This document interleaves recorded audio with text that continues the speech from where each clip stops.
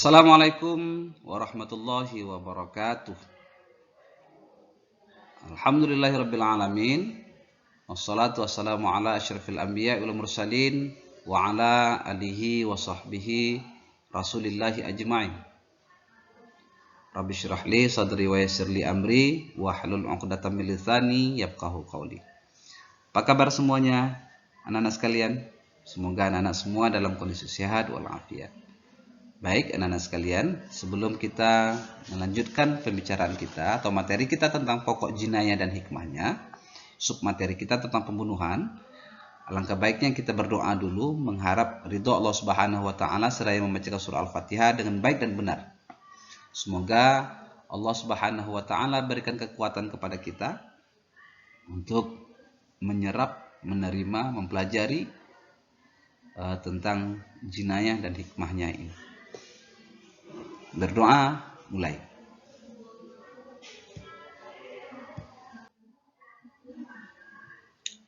Selesai.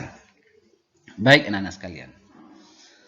Sebelum kita melangkah lebih jauh tentang materi ini, Bapak ingin sampaikan dulu kompetensi dasar kita. Materi pokok kita tadi masalah jinayah dan siasah. Masalah jinayah dan hikmahnya. Submateri kita tentang pembunuhan. Kompetensi dasar kita yang pertama menghayati ketentuan Islam tentang jinayah. Yang kedua mengamalkan sikap adil, cinta damai, tanggung jawab sebagai implementasi dari pengetahuan jinayah. Yang ketiga menganalisa tentang ketentuan jinayah dan hikmahnya. Yang keempat menyajikan hasil analisis tentang pelaksanaan ketentuan jinayah dan hikmahnya.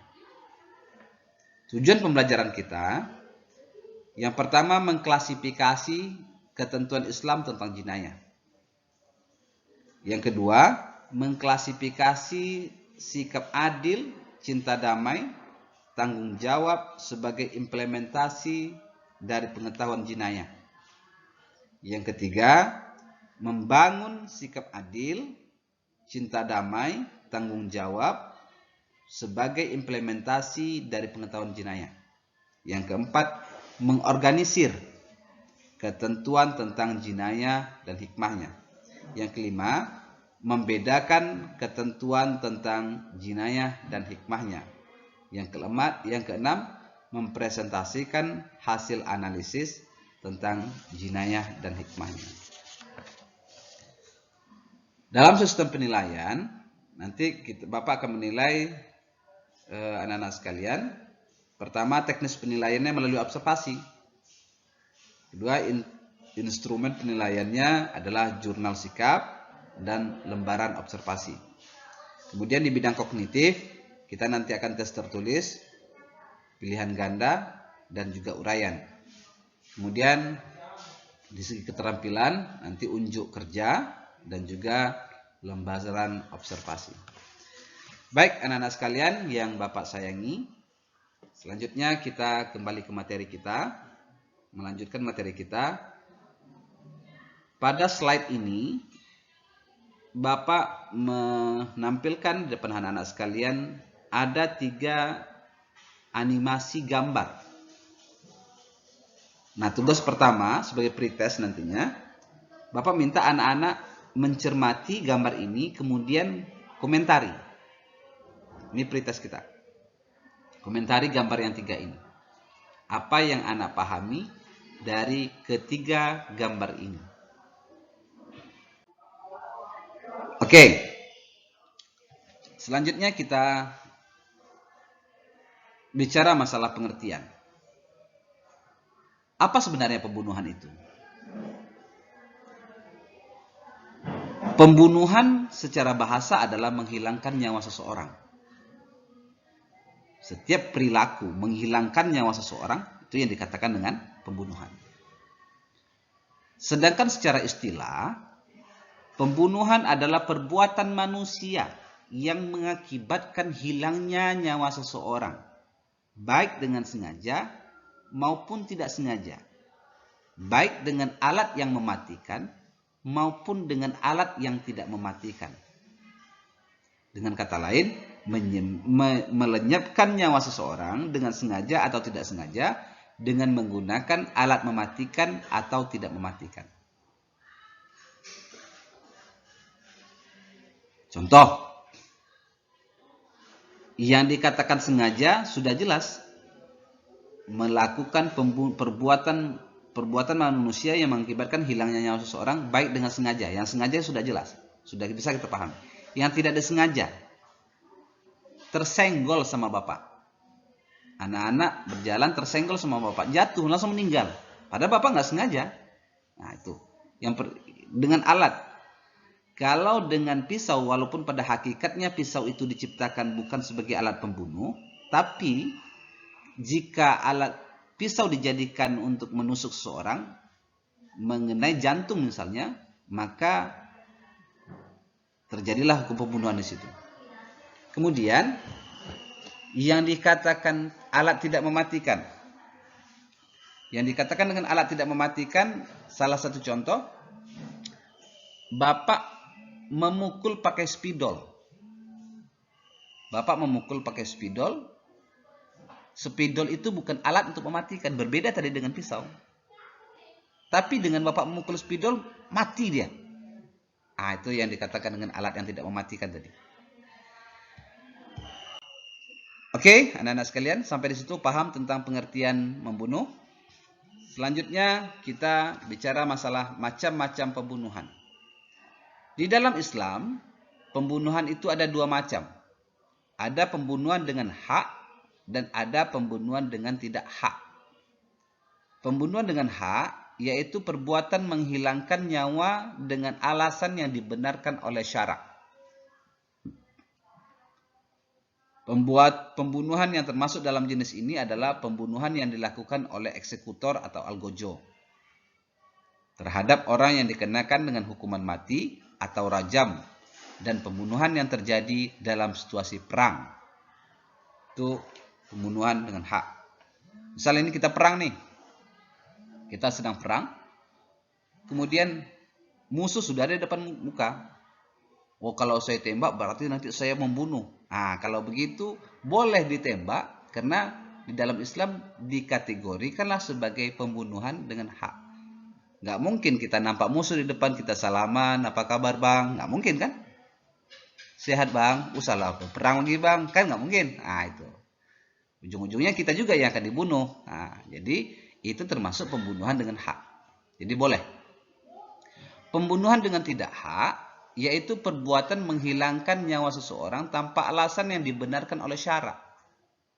Pembunuhan jenis ini termasuk ke dalam perbuatan kejahatan dan diancam dengan sanksi, qisas atau diat. Jumhur ulama, Hanafi, Syafi'i, dan Hambali membagi kepada tiga macam, yaitu pembunuhan sengaja, pembunuhan seperti sengaja, dan pembunuhan tersalah. Pembunuhan sengaja. Pembunuhan sengaja yaitu pembunuhan yang telah direncanakan dengan menggunakan alat mematikan, baik melukai maupun memberatkan. Kalau kita lihat ke dalam hukum positif, pembunuhan sengaja ini disamakan dengan pembunuhan berencana atau disebut dengan pembunuhan berencana. Pasal hukumnya dikenakan 340 KUHP. Barang siapa sengaja dan dengan rencana terlebih dahulu merampas nyawa orang lain, diancam karena pembunuhan dengan rencana. Sanksi hukumnya nanti bisa anak-anak baca di penjelasan di bawah itu. Kemudian pembunuhan seperti sengaja. Pembunuhan seperti sengaja yaitu pembunuhan yang dilakukan seseorang tanpa ada niat membunuh dan menggunakan alat yang biasanya tidak mematikan, namun menyebabkan hilangnya nyawa seseorang. Kalau kita lihat ke dalam KUHP, dikategorikanlah sebagai pembunuhan seperti sengaja itu adalah kelalaian. Biasanya disebut juga dengan kesalahan, kurang hati-hati atau kealfaan. Nah, dia dituntut dengan pasal 357 tentang kealfaan. Barang siapa karena kesalahannya atau kealfaannya atau ketidakhati-hatiannya menyebab orang lain meninggal. Contoh, kita pakai kendaraan. Kita memakai mobil di jalan besar, jalan umum. Kita pastikan kalau kita tidak punya niat membunuh. Tidak punya niat untuk menabrak orang lain. Karena biasanya supir itu, jangankan nyawa orang lain, lubang saja atau becek saja dihindari. Apalagi nyawa orang lain. Tapi karena qadarullah, dia nabrak orang lain. Akhirnya, karena kesalahannya, ketidakhati-hatiannya, mengakibatkan menghilangkan nyawa orang lain. Kalau di dalam hukum fikih disebutkanlah pembunuhan seperti sengaja. Kalau di dalam KUHP disebutkan dengan kealfaan atau ketidakhati-hatian. Kemudian pembunuhan tersalah. Pembunuhan tersalah adalah pembunuhan yang terjadi karena salah satu dari 3 kemungkinan. Yang pertama, pembunuhan tanpa maksud melakukan kejahatan, tetapi mengakibatkan kematian. Yang kedua, pembunuhan yang mempunyai niat membunuh, namun ternyata orang tersebut tidak boleh dibunuh. Yang ketiga, perbuatan yang pelakunya tidak bermaksud jahat, tetapi akibat kelalaian dapat mengakibatkan kematian. Dasar hukum membunuh yaitu dalam surah Al-Isra ayat 33, karena membunuh adalah perbuatan yang dilarang dalam Islam. Karena Islam sangat menghormati dan melindungi hak hidup setiap manusia atau hak azazi manusia. Allah berfirman, A'udzubillahi minasyaitonirrajim, "Wa la taqtulun nafsal lati harramallahu illa bil haqq." Al-ayah. Janganlah kamu membunuh jiwa yang diharamkan oleh Allah Subhanahu wa taala, melainkan dengan suatu alasan yang benar. Hukum pelaku pembunuhan. Hukum pelaku pembunuhan yaitu setidaknya melanggar 3 hak. Yaitu hak Allah, hak ahli waris, dan hak orang yang terbunuh. Artinya balasan di dunia diserahkan kepada ahli waris. Apakah pembunuhan itu akan dikisos atau dimaafkan? Jika pembunuhan dimaafkan, maka wajib baginya membayar diat kepada ahli waris. Kemudian pembunuhan sengaja, hukuman bagi pelaku pembunuhan sengaja adalah kisos, yaitu pelaku harus diberikan sanksi dengan sanksi yang berat. Melalui putusan pengadilan, hakim menetapkan hukuman kisos kepada pelaku pembunuhan, dan keluarga tidak boleh main hakim sendiri. Kemudian pembunuhan seperti sengaja itu tidak dikisos. Ia dihukum dengan membayar diat atau denda berat yang diambil dari harta keluarganya dan dapat dibayarkan secara bertahap selama 3 tahun kepada pihak keluarga korban. Setiap tahunnya sepertiga. Ada hadis Nabi yang menjelaskan tentang itu.